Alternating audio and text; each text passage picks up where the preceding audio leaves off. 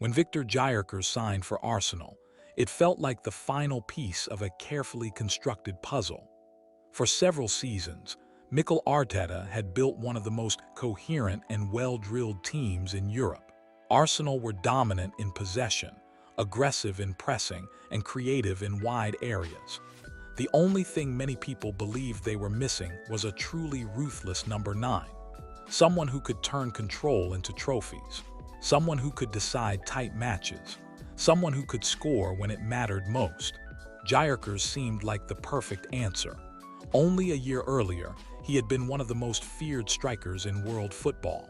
At Sporting, he was producing goals at a historic rate. He pushed Kylian Mbappé in the race for the European Golden Shoe. He won the Gerd Müller Trophy at the Ballon d'Or ceremony for most goals scored for club and country. He was consistent, reliable, physically dominant, and devastating in transitions. He looked like the complete modern striker. It was no surprise that Europe's biggest clubs were interested. Arsenal and Manchester United both wanted him. When Arsenal secured his signature for around €65 million, it was seen as a statement. This was not a gamble on potential. This was an investment in immediate success. Gyokeres arrived at 27 in his supposed prime, with the expectation that he would deliver from day one. For a while, optimism was everywhere. Fans imagined him finishing the chances created by Saka, Odegaard, and Martinelli. Analysts spoke about how he would finally give Arsenal a physical presence in the box. Commentators predicted that he would be the missing link in title races. Less than a season later, that optimism has largely disappeared. So far, Gyokeres' output has been deeply underwhelming. 6 goals in 19 appearances is simply not what Arsenal signed him for. Even more worrying than the raw numbers is the nature of those goals. Many have been scrappy, opportunistic finishes rather than dominant strikers' goals. There have been few moments where he has taken a game by the scruff of the neck. When you look deeper into the statistics, the picture becomes even more concerning. He is nowhere near the top of the league for shots on target or total shots. He ranks poorly for touches in the penalty area. He contributes little in terms of key passes or big chances created. These numbers suggest that the problem is not just poor finishing. It is a lack of involvement. Elite strikers usually generate goals through volume as much as efficiency. They shoot often. They occupy defenders constantly. They force mistakes. They make themselves unavoidable. Gyokeres at Arsenal has often been invisible. He simply does not get into enough shooting positions. This has led to growing criticism that he does not impose himself on matches, that he lacks the aggression and assertiveness expected from a leading striker, that he sometimes seems to drift through games rather than dominate them. A major part of this problem lies in his movement.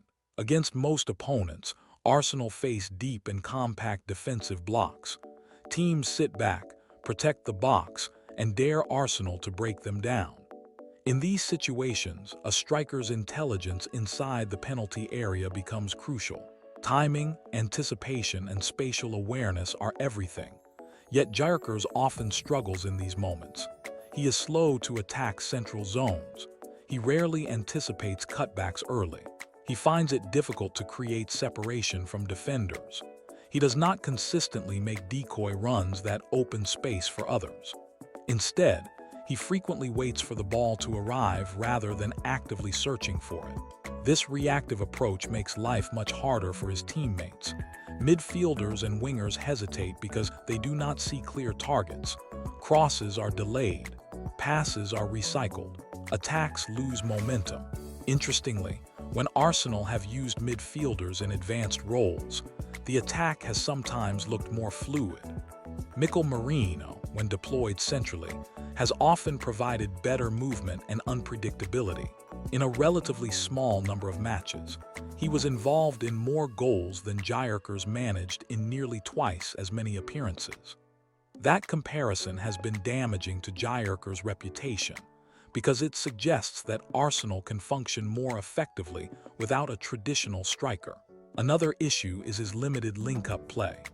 Arteta's arsenal is built around positional rotations and short combinations.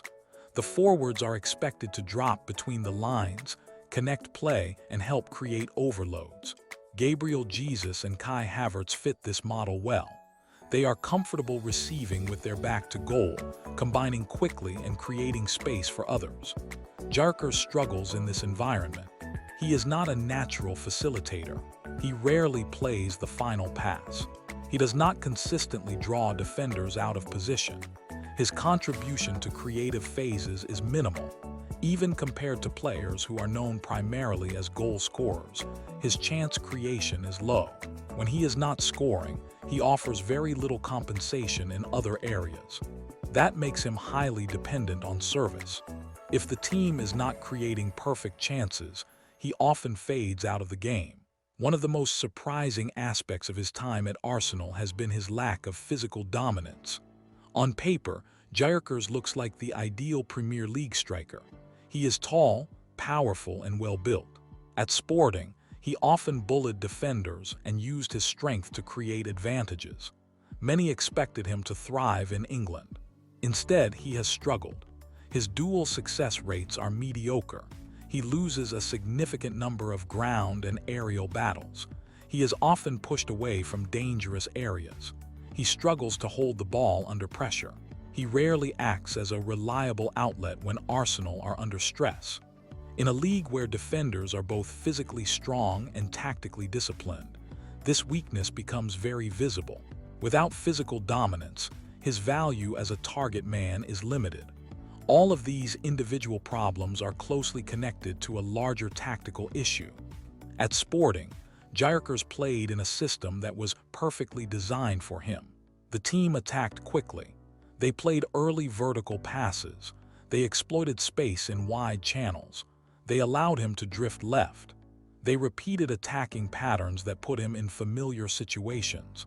He thrived in transitions and open spaces. Arsenal are almost the opposite. They dominate possession. They circulate the ball patiently. They build attacks methodically. They face low blocks. Space is limited. Opportunities are rare and must be created through complex combinations. In this environment, Gyokeres' strengths are neutralized. Instead of sprinting into open grass, he is asked to wrestle defenders in tight spaces. Instead of attacking transitions, he is asked to participate in slow build-up. Instead of exploiting chaos, he is asked to create order. These are not his natural qualities. Over time, this mismatch has affected his confidence. You can see it in his body language. He makes fewer aggressive runs. He hesitates before shooting. He takes fewer risks. He seems unsure of his positioning. Each quiet performance reinforces the doubt. This creates a vicious cycle. Poor movement leads to fewer passes. Fewer passes lead to fewer shots. Fewer shots damage confidence. Lower confidence worsens movement. Breaking out of this loop is extremely difficult without a tactical change or a run of easy goals. The pressure surrounding him has only made things worse. Gyokeres did not arrive as a young prospect. He arrived at 27 for a significant fee with an established reputation. Arsenal did not sign him to develop him. They signed him to win titles. That means patience is limited.